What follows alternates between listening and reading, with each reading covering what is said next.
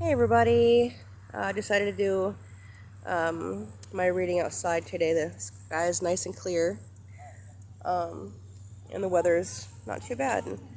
So I'm going to read outside. I think we're on day 7, part 7, chapter 6. We're going to do biology and the Bible. Woo.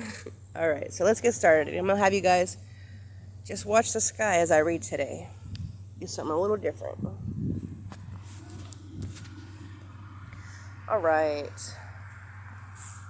Biology and the Bible. The Bible and plant life.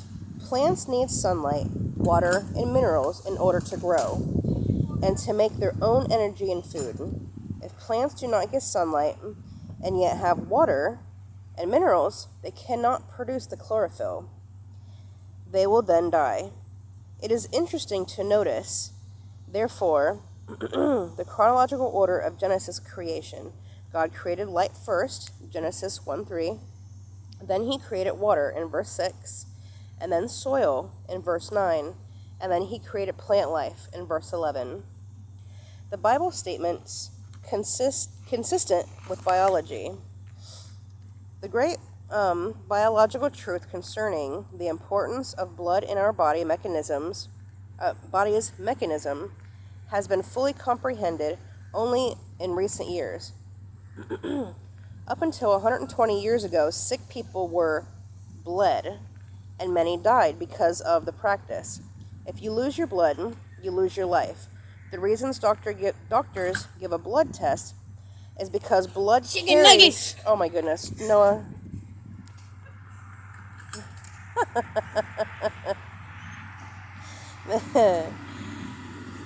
Oh man, where was I? The reason doctors give a blood test is because blood carries an incredible amount of information about the health of the flesh. The book of Leviticus, written 1400 BC, declared that blood is the source of life.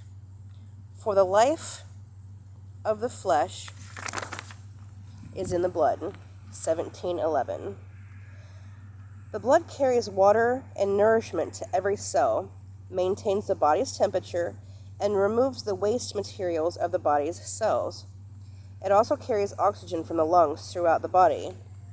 In 1616, William Harvey discovered that blood circulation is the key factor in physical life, confirming what the Bible reveals 3,000 years earlier. Blood is far more complex and has far more to do with life than science ever imagined. About 55% of the blood is composed of plasma. The rest is made of 3 major types of cells. Red blood cells, also known as, and I really hate reading words that I don't know, erythrocytes, white blood cells, leukocytes, and platelets, thrombocytes.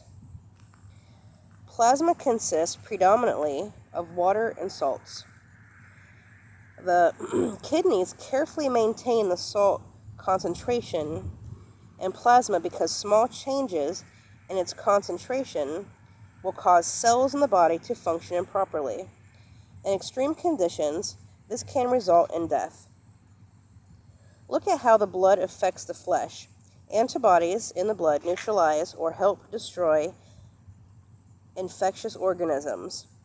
Each antibody is designed to target one specific invading organism.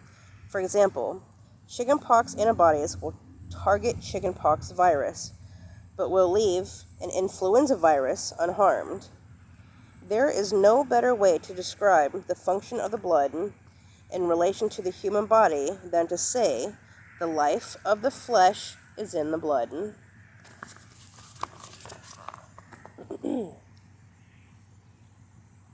The Bible and biogenesis.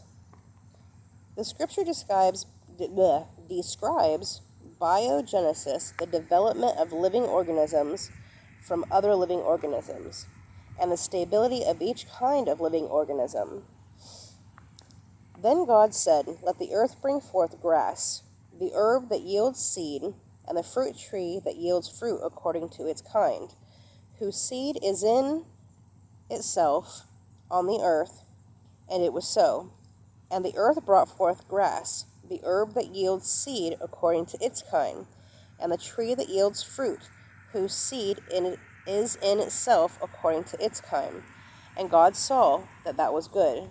Genesis 1:11 and 12. So God created great sea creatures and every living thing that moves, with which the waters abounded according to their kind, and every winged bird according to its kind. And God saw that it was good. Genesis 1:21.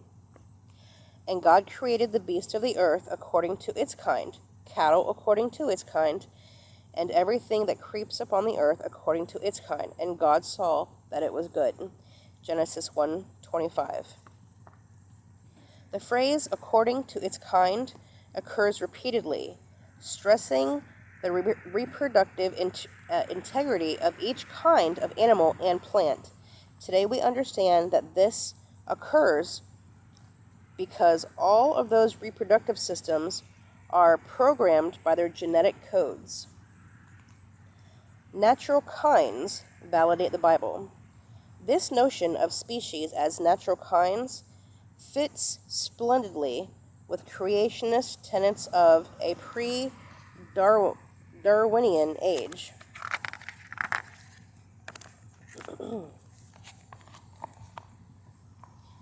Louis Agassiz, Agassiz, even argued that species are God's individual thoughts, made incarnate so that we might perceive both His majesty and His message. Species, Augustus wrote, are instituted by the divine intelligence as the categories of His mode of thinking. But how could a division of the organic world into discrete entities be justified by an evolutionary theory that proclaims ceaseless change as the fundamental fact of nature? Stephen J. Gould, professor of geology and paleontology, Harvard University. That was chapter 6.